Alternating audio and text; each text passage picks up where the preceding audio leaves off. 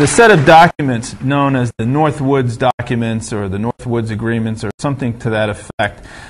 You featured them in your last book. Since we're talking a pretext for war, that certainly was a pretext for war in the early 60s. Can we speak about that for a moment? The idea was to create a pretext to show that there was an attack by Cuba on the United States, and the idea was to have U.S. personnel from the CIA and other places secretly create terrorism in the United States. The documents actually said people would be shot on American streets, bombs would be blown up, and again, all this, the evidence would be laid to point the finger at Castro.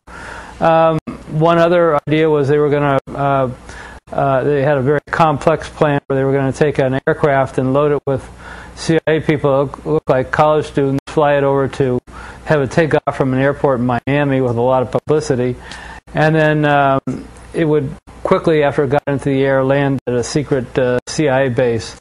At that same time, an identical plane would take off from that CIA base, except this plane would be empty.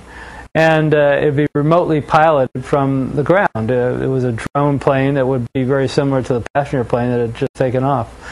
And once the plane was over Cuba, there was going to be a tape recorder that would have played a distress call to a microphone saying help we're being shot at. And a few minutes later, once the plane was over the Caribbean Sea, after it passed over Cuba, it would have somebody would have pressed a button on the ground, blowing up the plane, and they would have blamed Cuba for killing a plane load of American college students. At another point, they had this idea where they were going to